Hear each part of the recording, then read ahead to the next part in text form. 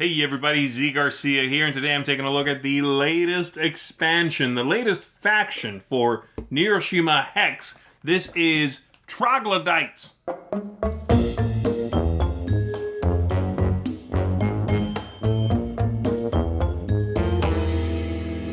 The Troglodytes here, it says on the back of the box, they arrive every winter when the snows and the water freeze. And they come down from Canada into the U.S. They are sort of these animalistic creatures. Their humanity, if any of it is left, has been replaced by rage and by hunger, because you see they are cannibals. And that's the central mechanism of this faction. They are cannibalistic humanoid creatures. Let's go ahead and take a look at how this works. I'll see you on the other side for some final thoughts. Here we've got a selection of a few of the tiles you're going to find. We've also got the rulebook. So let me explain some of the new concepts in this faction, all right? Here we've got a few new overall rules. Cannibalize being the central main new idea that this faction adds to the game.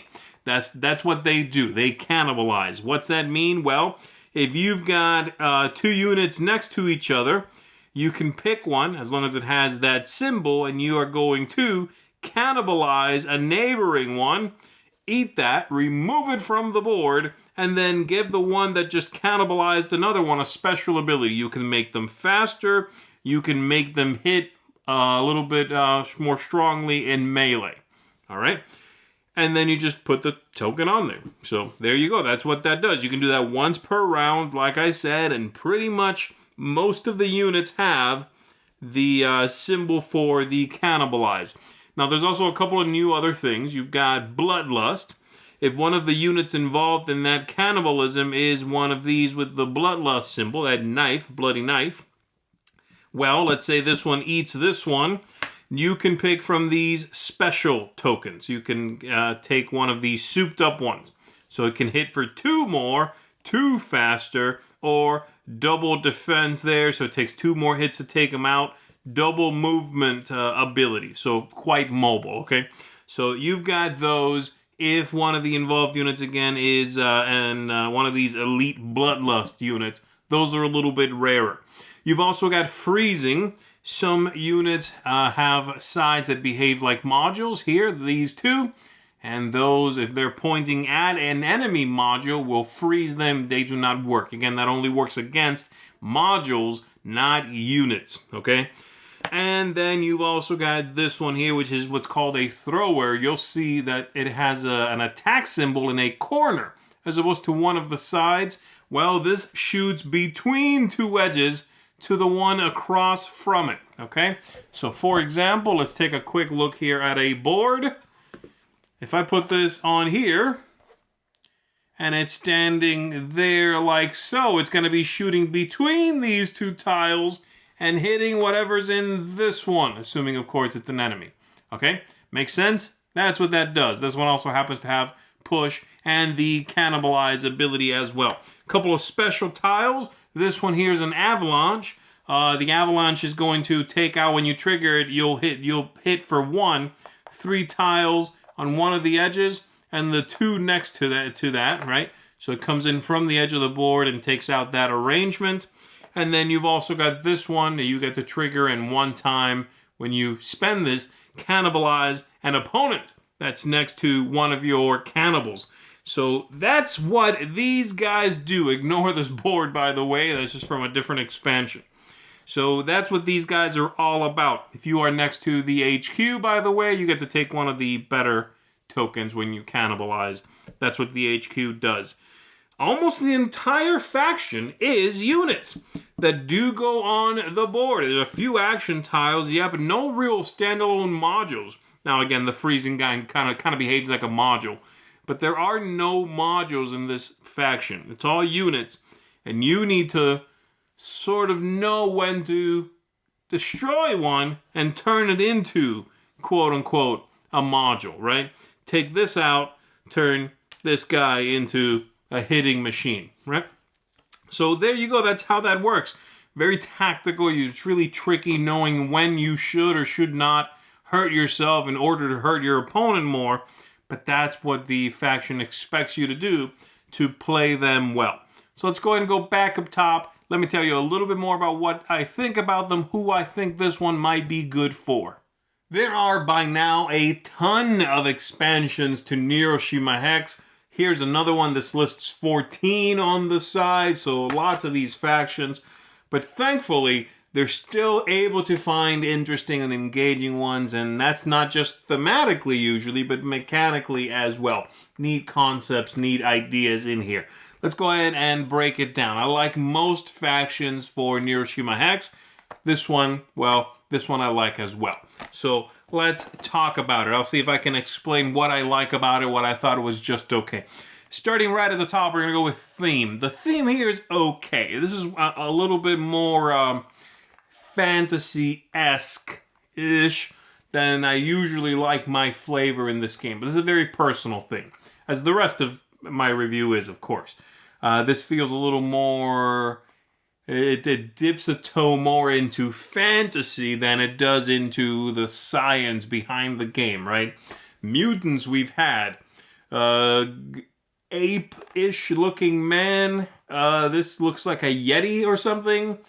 You know, they are people. They're humans, but the mutation seems to have made them into apes. It looks a little fantastical for me, okay? Thematically. That's neither here nor there. Take that for what it's worth. That's just my own opinion. I'd rather like the factions that are, if they're going to be one of the crazy ones and not just a band of humans, I want them to be robotic or mutated, but in a more sort of grounded in science sort of way, if you would. All right, so that's the theme. The aesthetics here, great, no problem. All of these factions look good. By now, they've perfected this graphic design. Symbology is good. Good quality cardboard. No issues there. The rulebook is good. This one has a decent amount of special abilities, so you've got all that. Quite a bit on the back, even an FAQ where they say, look, there's too many of these armies already. Go check the website. We can't include every interaction. And there are quite a bit. So perhaps one closer to the not for the faint of heart side than the, yeah, sure, jump on in here side. Yeah? All right, let's talk about replay value here. Game mark, I'm going to couple those two together. Those are good. And the main fun thing about this one, and that is because this army, this faction, expects you to know when to play them one way versus another, when to make that every turn choice. You have that ability to cannibalize once per turn, every turn, assuming the board is able to do it. But it's that choice presented to you every single turn. Do you do it? Do you not do it? The game expects you to know when to do that. And of course, that choice is not always obvious. It's based on lots of things. Who are you going up against? Board state. Do you need the boost in speed or in strength? Do you is this guy going to die anyway as soon as this fight triggers? So you should cannibalize him and get something out of it. There's a lot here. This is, like I said, one that I think isn't doing a lot of the heavy lifting for you, the player. It expects you to do that. I enjoy that about it. I think it's one that different players will pilot this fashion in wildly distinct ways. And they could both be perfectly valid and balanced, okay? So that's engaging, and that's exciting for someone who has played a lot of this game to get a faction that isn't... not to say that some of them are, play themselves. It's not what I'm implying. I'm just saying some of them are very much about one thing, controlling that one thing, right? You've got, your steel police is going to shoot out that steel net, neutralize one guy on the board. That's what that faction does. And while it's out, while the net is deployed, you don't have to worry about that option. So you get it once every few turns, maybe. Here, you have a choice that's just as important as that every round, possibly. And you need to know whether you should do it even in the first place, right? That's interesting. Let's see, what else? The ease of play here. It's fine for veterans, like I said, but I would not necessarily throw this one at someone who is just learning the game or even right out of the box. Once you played the 4 that come in the box, I wouldn't necessarily go to this one next. Go to something splashy, but something not crazy. Go to something like New York, maybe, right? New York feels like it could have been one of the ones in the core box, but it gives you a couple of new units that are splashy, is a good way to put it. This is not that. This is too heady. This is too many other weird sort of concepts at play.